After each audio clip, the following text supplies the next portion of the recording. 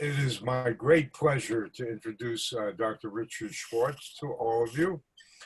Dick, as he is fondly known to us, is a seminal figure in the world of psychotherapy, a great creator, someone who has brought into the world a whole strategy in its completeness for working with human beings called internal family systems. That has evolved over time. Dick's flexibility and amalgamating new techniques, discarding old ones, modernizing and bringing it up to the clinical quality that he experiences in both his personal work and doing demonstrations and doing group sessions, and from his worldwide group of practitioners who are information sources and development outposts.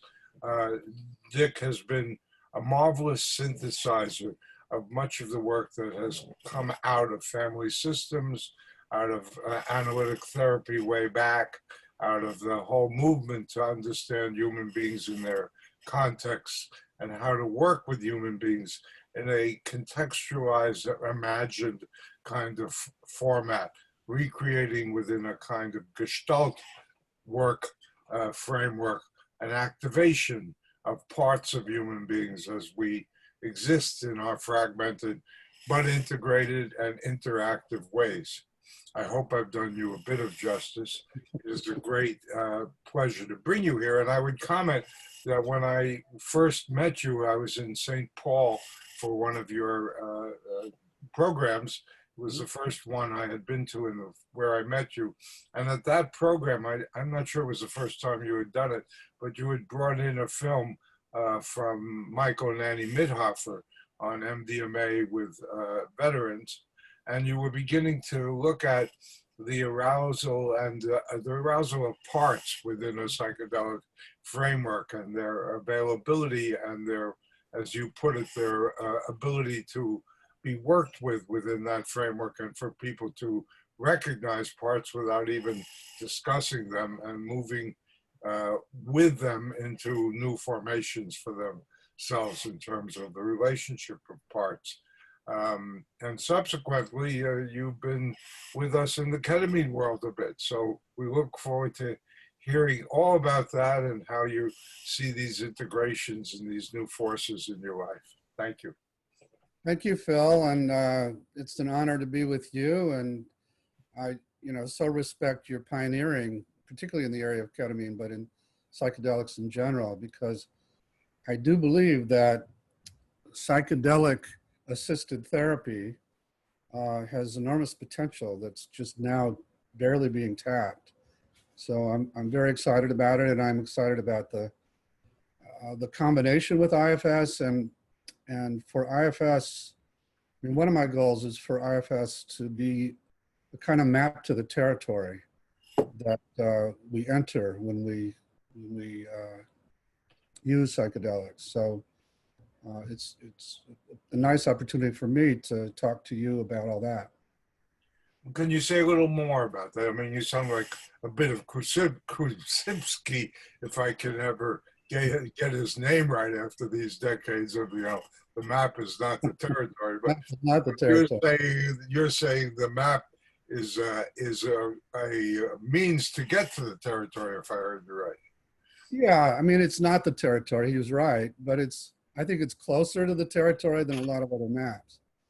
You can never totally capture the territory, but there are things about, because as you say, and I'm sure you've witnessed, parts of people come up, often traumatized parts of people come up in these experiences. And one of the things I love most about hearing from and collaborating with the Mithofers is how often that happens, at least with MDMA.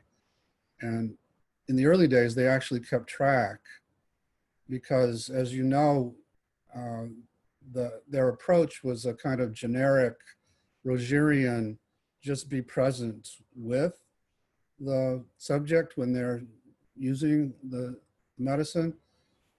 But he also put in, if anybody spontaneously started talking about their parts, they could shift to IFS, and found that over 70% in their first study spontaneously started to talk about these different parts as, as entity, as little subpersonalities that would spontaneously pop up in their work. And as you saw in that video, people would spontaneously begin to work with these parts that they'd been really afraid of or hated or had locked away in the way we do in IFS. And all of that was very confirming to me, because it seemed that when you open up enough space, and I believe that MDMA does do that, and access what I call self that way,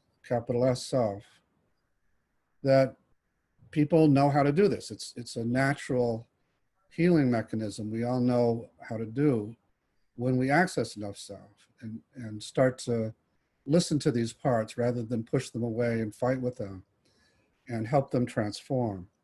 So all that was very validating for me and continues to be. And so, yeah, anytime you're going to go to these inner realms, you're going to run into this phenomena of parts. And it really helps to not fear them. It helps to know that they're not what they seem sometimes, and to actually help the person you're guiding begin to interact in a different way with them. Wonderfully said. In a comment, in the earlier times of the evolution of IFS, you were doing a lot of explicit Gestalt work, and you've changed quite a bit to my recognition. You were having people go into little houses they imagined and being inside and outside and doing all kinds of enactments. And I love psychodrama, and my background is partly in psychodrama. And you were doing all of that, but it seems that the work, if I understand you correctly, with the psychedelic element with MDMA, and we'll talk about ketamine, in a way has moved you a bit away from needing to do those enactments? Is it a sense of you don't need to do it in the same way? Well, if you're talking about empty chair work, is that what you're talking about? No, I'm talking more about the imagination of people putting themselves in houses or parts in a house, and the very creative ways you worked with parts, recognizing and managing and seeing the inherent managerial aspects of parts and things of that sort. Yeah, I wouldn't say that it's changed that. I mean, we sometimes use a waiting room or something like that, but it's when we're using not only MDMA but ketamine and other things now, it's often when people are stuck and they can't get to a certain place. And the reason, in my thinking, because so far we've been talking about parts, and what I found as I started exploring all this and using, as you mentioned, a systems theory, systems thinking base that I came with from family therapy, I found that these parts aren't what they seem, that every one of them is valuable, and we're born with them. They're not the product of trauma, and they all have these resources to lend to us, but they're forced out of their naturally valuable roles by traumas and by what are called attachment injuries, bad parenting, and forced into roles that can be damaging and can be quite extreme, and are also burdened with extreme beliefs and emotions that came from the traumas and the attachment injuries that attach to them almost like a virus, like the COVID, and drive the way they operate. So one of the big basic ideas in IFS is that even the part that wants you to kill yourself, or even the part that makes you an addict or makes you psychotic or none of those parts are what they seem, and none of them are innately bad. And all of them will transform if approached from a place that we called the self with a capital S. And it was in trying to get people to do these dialogues inside that I stumbled onto the discovery that in addition to these parts I've been describing, there is this essence in all of us that once the parts open space, emerges spontaneously and suddenly with what I call the 8 C's in terms of qualities. So you suddenly shift from hating a part, and you get the one who hates it to step back and relax. And now I'd say, how do you feel toward that part of you, Phil? And spontaneously you'd say, I'm just curious about why it's calling me names. Let's say we're working with your critic. Where seconds earlier you hated it or you were terrified of it. And the simple act of getting these other parts to open space, this other person, this other Phil emerges, who's curious, calm, confident, compassionate. You feel sorry for the one who's calling you names. You have creativity in how you relate to it. You have courage in terms of you can go in places in the inner world that you were afraid to before. You have a sense of connectedness to it, and also to people in the world that you didn't have before. And there's one, I said creative. There's one I haven't, clarity. Its image will change and you'll see it in a much more clear way. So those are what I call the 8 C's of self-leadership. These are qualities that this essence that I call the self with a capital S contains. And as I've been exploring personally and in talking to people like you and others, what these psychedelics do, it seems that each of them accesses this self in a different way, or different qualities of this self. So for example, MDMA, you don't leave your body, you are in your body, and you have this enormous sense of compassion and connectedness. And you have that not only for people around you, but also for your parts. And so in that state, it's much easier to do IFS because we don't have to do so much work. It's like the MDMA itself help these protective parts just relax somehow. And they almost disappear. And now you can be in this fully in self, embodied. And as you know, with ketamine, depending on the dose, you actually leave your body and you enter some kind of numinous, non-dual place. Yes. Where you're no longer a particle, you're part of the wave.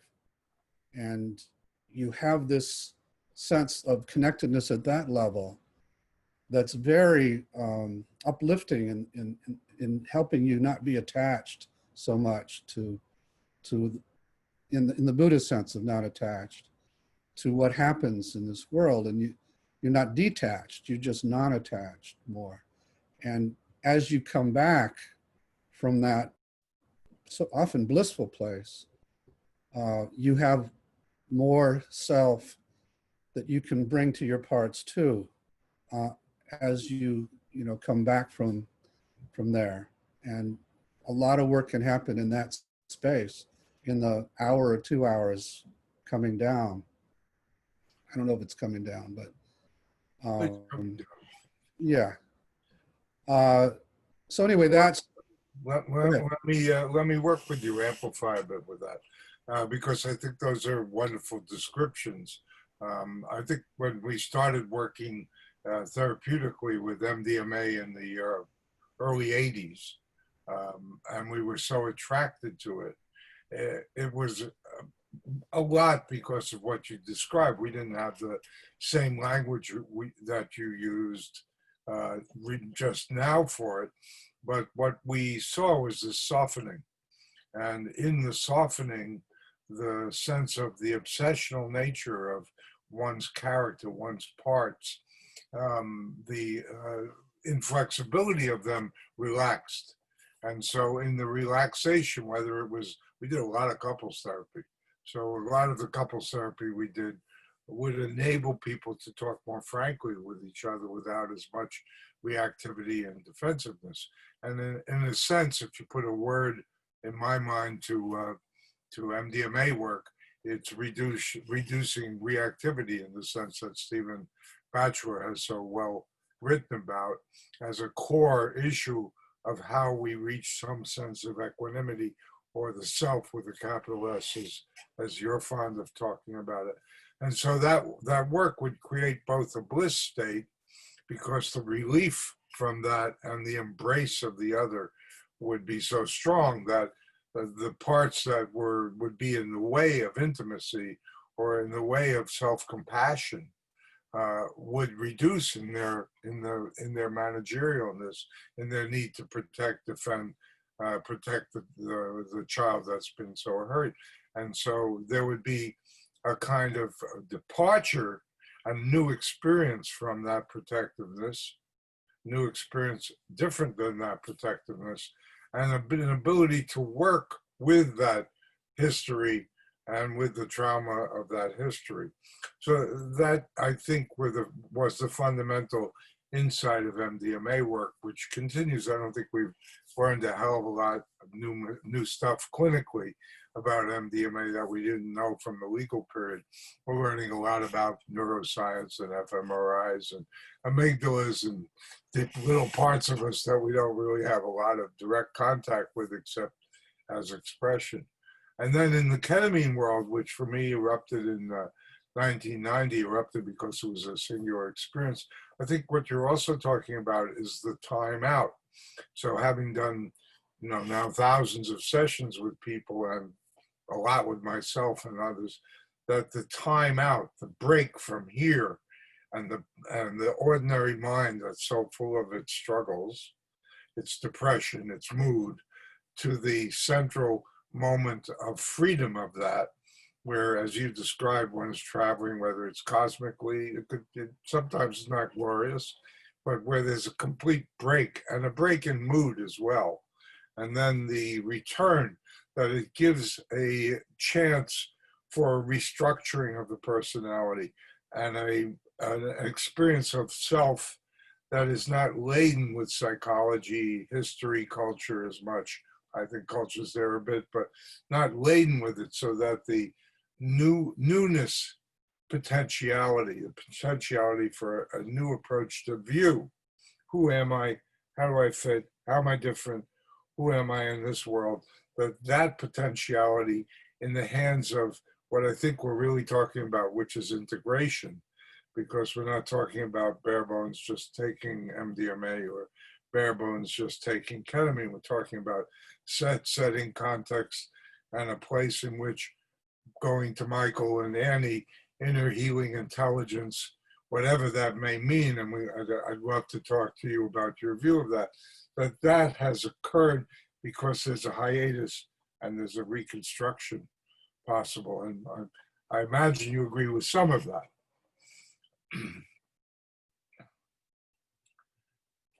We've lost your sound. There you are. Yeah, I agree with most of it. And in the 3 personal ketamine experiences I've had, the benefit I've maintained is that when I really left, you really get a sense that there's much more out there than this world we're in. And as I was coming back, each time I think I had this sense of almost regret of coming back. Like, Yeah. This world I'm coming back to is really hard. This is not an easy place. Mm-hmm. And with that came a kind of compassion for myself and for everybody else that's here in this world, because it is hard. It's a lot easier in these other worlds, it seems. Some of those worlds are really tempting to stay in. We hear that often. Why Yeah, did I just stay here? I don't want to come back. And then the opposite occurs. There are people who say, oh, I can't wait to get back to see my wife and my children. right. Of course, they're not used to such realities, but those totalization of realities, they're very tempting at times.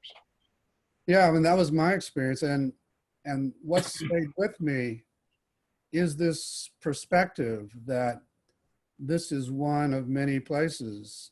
And uh, and it's actually freed me up. I mean, there would be the temptation to not have as much concern for what happens here.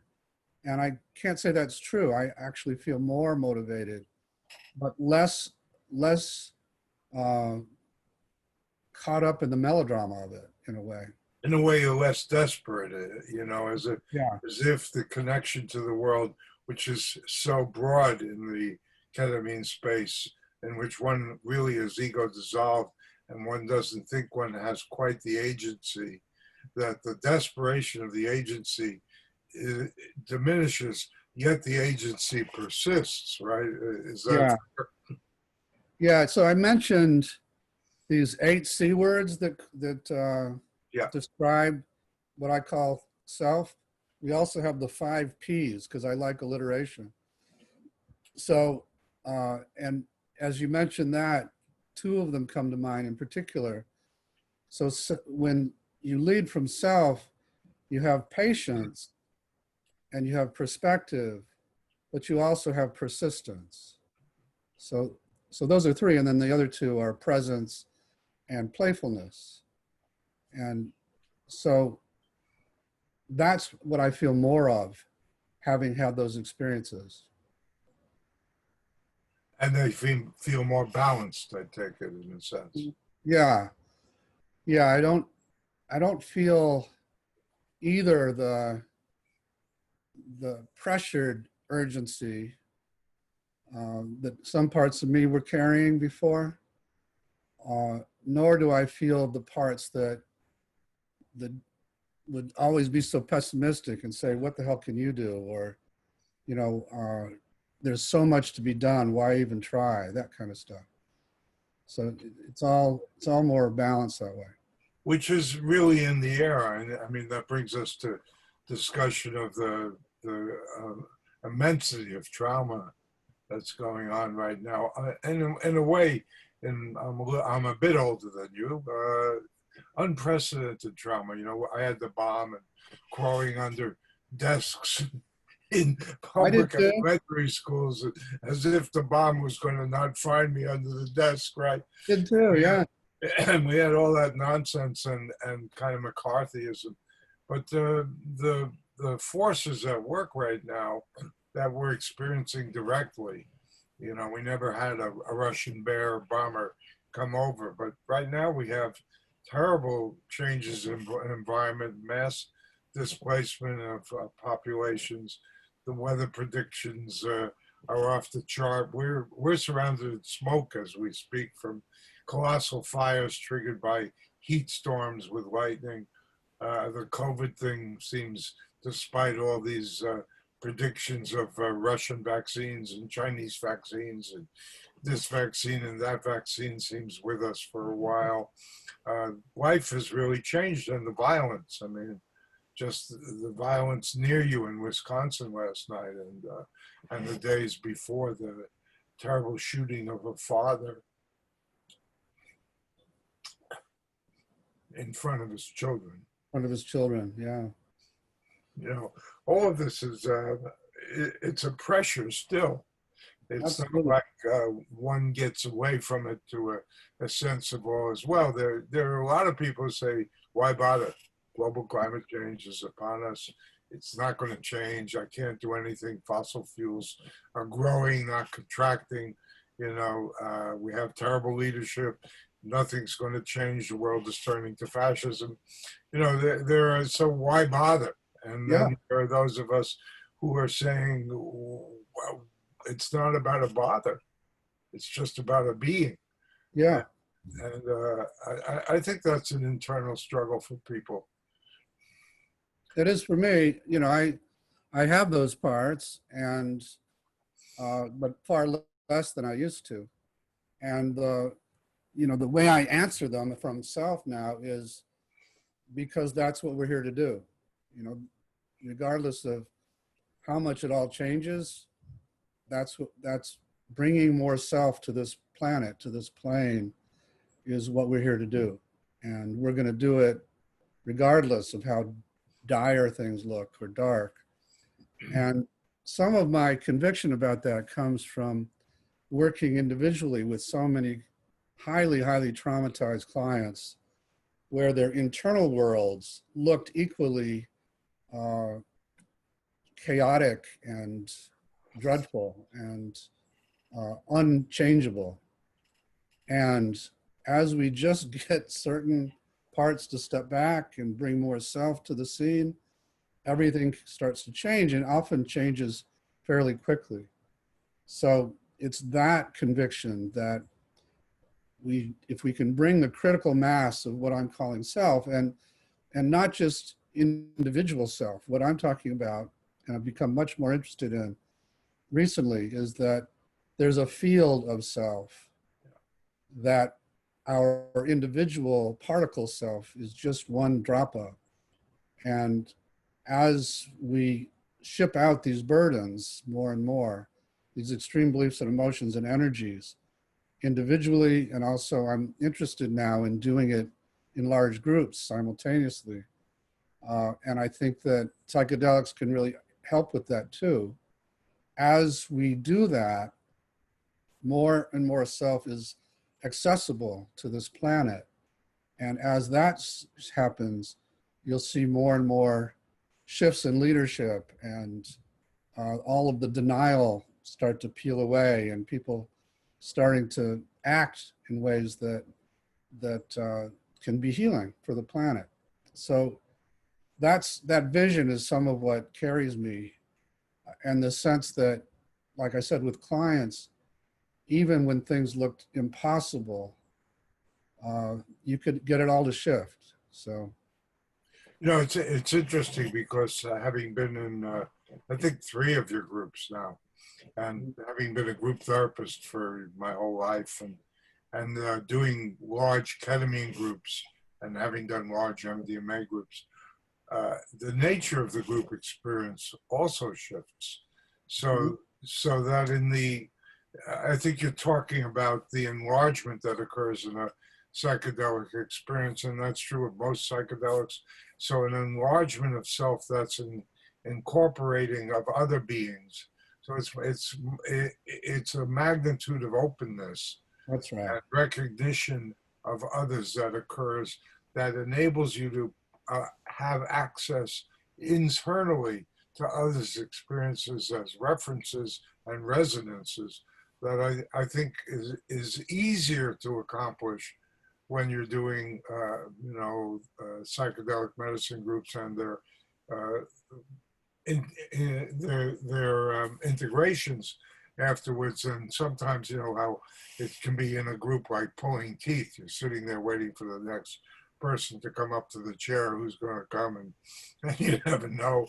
And or the group process gets stultified and picked up by certain kinds of characters and character structures. I think in the psychedelic realm, the rewardingness of the group, because of the expansionary nature of connection, which is far from perfect. I'm not trying to idealize it. It's far from perfect, but the sense of, I need to respect the boundary of the other, and I want to hear and know the other's experience, because in many ways it reflects my experience, or it amplifies the width, the breadth of who I am and what I experience. That is something new in the group work, I think. Mm-hmm. Have you had that experience yet? Yeah, very much. That is what I'm calling a sort of mass or collective self experience that is fostered, that we can get to through IFS by itself often, but I think it's expedited by psychedelics. And I think the other thing that's worth discussing in terms of a map to the territory is that, because you kind of alluded to a dark side sometimes, or people having negative experiences following, like post psychedelic trauma experiences. And I think that's another area that IFS can help with, because when you access these places we're talking about of self, and there's an invitation for parts of us that have been locked away and we felt ashamed of, or we were afraid of, to come forward, and they do often in these experiences, there can be a backlash to that. There can be parts of the client who later feel totally way more exposed than they wanted to be, because you didn't do it with a lot of permission from these protective parts.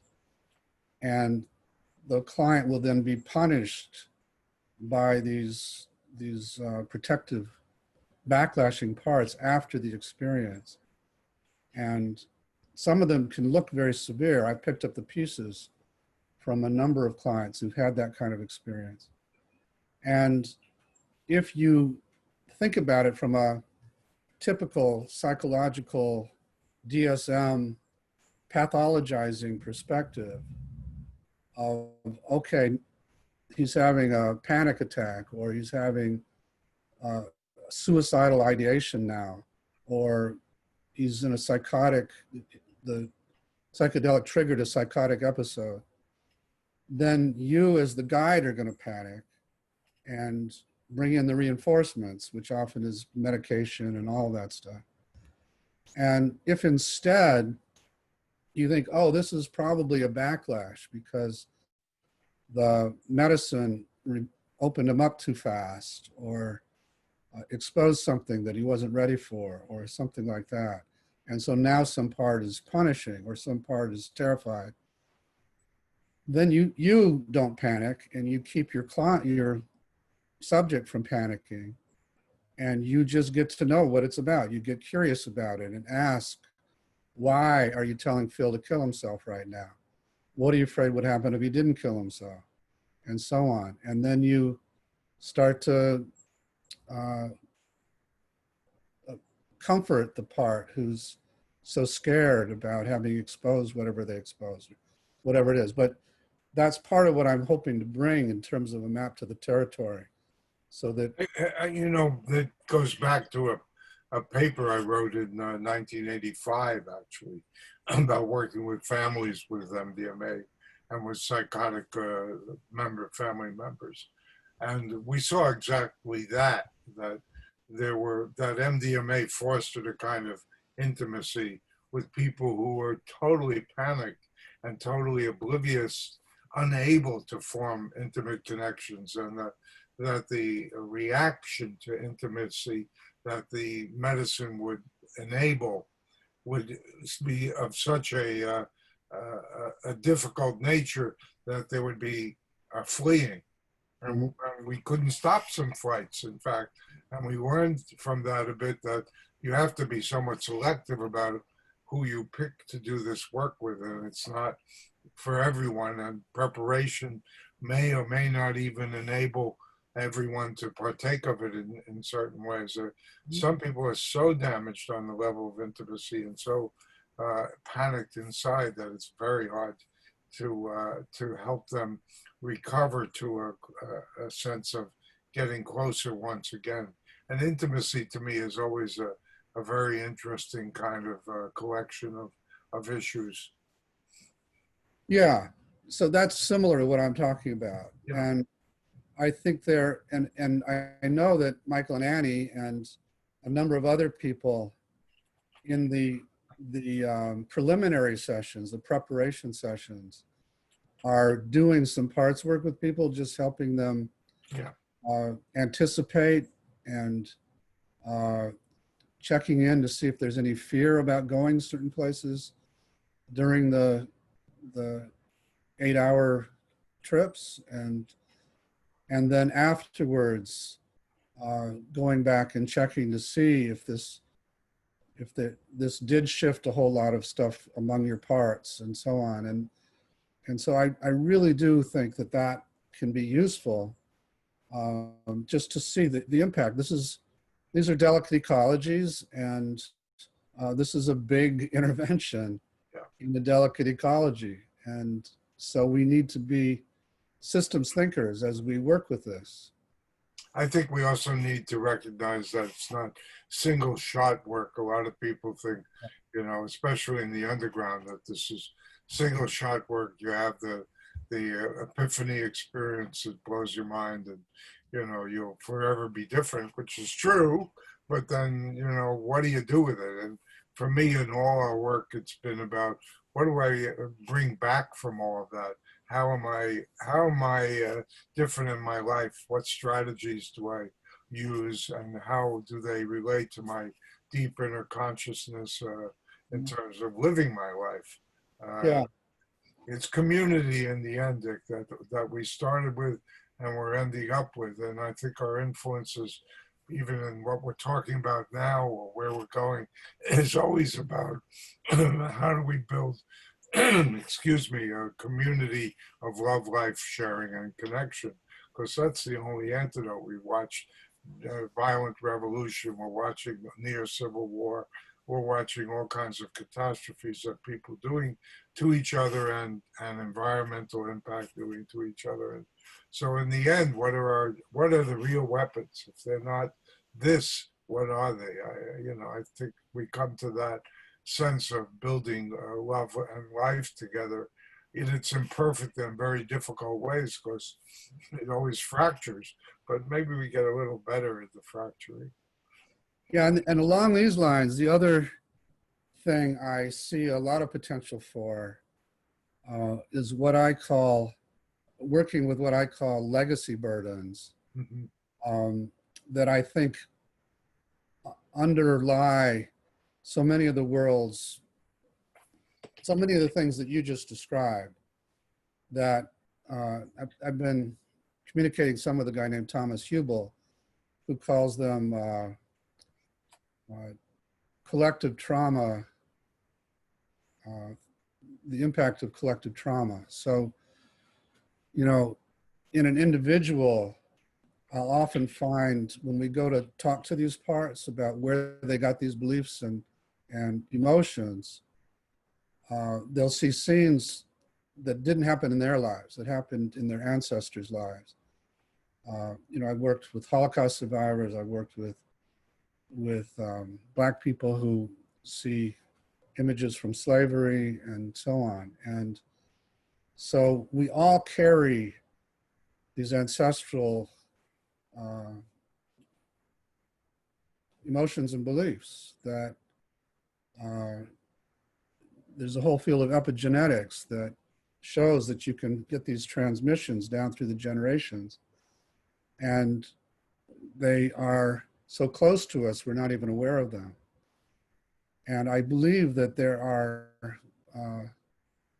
just like there are fields of self on the planet, there are fields of these legacy burdens that came from all the violence that you described, that might even go back centuries, but still is alive in terms of organizing large groups of people.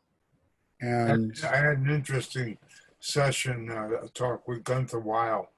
Gunther is the last of the four horsemen still in the saddle, having been with Larry Metzner and Alpert in the prison projects. And Gunther's turning 84, and he's remarkable.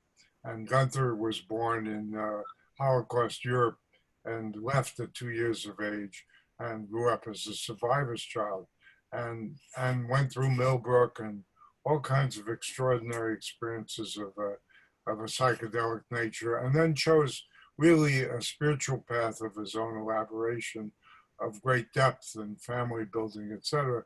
And Gunther at 84 has resumed using MDMA to explore the legacy of his Holocaust 2-year experience and all that came out of it, that reflected in his generation, his parents, and that continued inside him. And not to put it aside, because I don't think these things, as you would say, you wouldn't put them aside. The larger self would be enabled to emerge, to integrate it in a way in which it's rich, in a sense. It's part of who I am. It's part of my wisdom, my knowledge base. I know how it resides in me. And so he's been doing this work in his 80s, not so much with a guide, but just being in the space of feeling it, recovering it, knowing it, and just watching where it all goes. And so, I mean, this is the kind of thing I think that we love to hear in people working with the colossal history of trauma. All history is full of trauma. There's no history that has been free of trauma. Really, when we look at it, we're in an unfortunate period of a relatively fortunate time. So I think that's wonderful work, legacy trauma. Yeah, and I think the more people like him do this, and if we can do it even in large groups, not only does it help each person, but it does something to that collective field that is what drives so many international conflicts and so on. So I think getting up to these higher levels, you're much better able to do it at a larger scale. So that's another way. I call it the cultural stream. And the cultural stream is always moving. Sometimes it's exceeding its banks. Sometimes it's in a beautiful channel. And we all contribute to the cultural stream, positive and negative. But we live in the cultural stream. I prefer to the collective unconscious, because I think it is the experience of being alive, for 3.2 billion years of unbroken continuity that makes you Dick Schwartz and makes me Phil Wolfson. We have 3.2 or 3.4 billion years of unbroken life in us. What does that really mean? How does that really reflect in us? And, you can't really tease it all apart, but you can imagine it and know it's you, that we're viruses galore inside of us, long before this one. So to me, it's an easier way of thinking that life is different than physical processes in and of themselves. It's a whole on. It's a different kind of concoction moving along, and it's good in difficult ways. And then one more thing I'll mention that I've experienced personally, but I think can be done at a larger scale too, which is when you do get to these very open places, because your parts and the burdens they carry keep you very disconnected from what might be called divine wisdom. And through the medicines, as you're able to get all those protective parts to relax, and you're much more in self, or even when you're in a ketamine experience, leaving and going into those higher realms, you have much more access to whatever spiritual wisdom is there for you. And I've been given downloads from being in those places that I was able to come back with and have more clarity about my purpose here and how to do it. So I think that's another benefit that I haven't seen talked about a lot, but people I've been with who've had these experiences will describe some of that. Yeah, I think that's very apt. So let me ask you this. So where are you going with all of this? What's in your fantasy life of how your mind expansion is going to continue moving? Where are you going? With psychedelics? So with the whole thing. I mean, the whole thing. I'd like to hear what your thoughts are about your own ethos now.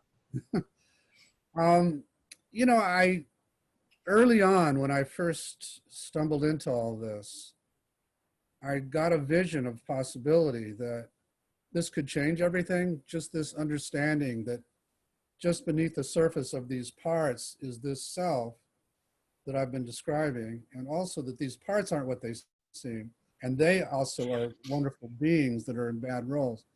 When I got all of that, I thought, yeah, this could make an amazing change in our culture and the world. But I'm just a little kid. I was like 32. And so I sure hope the person comes along who can take it where it's supposed to go. And I'm still waiting for that person. But I still hold that vision of possibility. And so we're bringing it to a lot of other areas outside of psychotherapy now. And a lot of leaders in those areas are getting excited about bringing it. So, I'm going to take it as far as I can in my lifetime, but I hope and am trying to arrange for others to keep it going to the point where it does have an impact on the way people see human nature in general, because most of our institutions are based on a very selfish or primitive view of what people really are inside. And a lot of our interactions are based on that beneath this veneer lies all these Freudian impulses or Darwinian savagery. And my experience is that no, beneath the veneer lies this wonderful self, and the parts that we thought were bestial are not what they seem. And all of that would change everything if that was really accepted. So that's the big vision. And You see psychedelics yeah, in this? How do you see that elaborating? yeah, because I do think that as more and more people try psychedelics, they have more and more access to self. They get more and more that this change in the view of human nature, that this is who we really are. And also, as they interact with their parts in that state, they begin to see, no, they're not what they, like the guy in the video, he said, oh, I thought he was this rage that was killing people in Iraq, but I see now I was mistaken, and he's only so scary now because I locked him up, and I should open the door and bring him in, and I'm catching up. He's been a good friend. So that kind of experience, as people get it, I was talking to, I don't know if you know a woman named Alicia Danforth. Yeah, I know Alicia. And she did this study with MDMA and autism. Yeah. And she didn't know anything about IFS, but she, through content analysis of the interviews, put together what she called the 5 C's of the qualities that people experienced when they were in the influence of the medicine. And 4 of them were the same as 4 of my C's. So and that's with people with autism. So it's in everybody, and it can be accessed this way. And when people get that that's who we really basically are, that'll change everything. So I have another P for you, and I don't think it's in your 5 Ps. It's called pleasure. Okay. And it seems to me that with all of this, which to some people seems like we're working, that there is this deep abiding pleasure in being alive and doing this work. And without it, we would be grim and we would be negative. And I think what we're trying to do in part, and I know and feel it from you, is to instill both personally and in the world a sense of what is pleasurable, not as hedonism per se, but as the deep pleasure of learning and spirit, intimacy, connection, love, and sharing, that P is really a motivating P. What do you think of that? I love it. Yeah, we have playfulness, but that's not as encompassing as pleasure. So I like that a lot. Yeah, I mean, some of the C's are related to pleasure, but yeah, Yeah, I like it. You look like you're in a beautiful place. You're in your ancestral home, right? It's Yeah. on a lake in Michigan. Uh-huh. Yeah, I've been coming here since I was 13. So the same place every summer. So lots of memories, lots of burdens, lots of the same people who were that I grew up with are still here. It's wonderful. It's wonderful to have that kind of legacy. Yeah. Well, you've been a deep pleasure. I want to thank you for this interview. We'll let you know when it's shown. You can use this material as you wish. It's available. It's not privatized.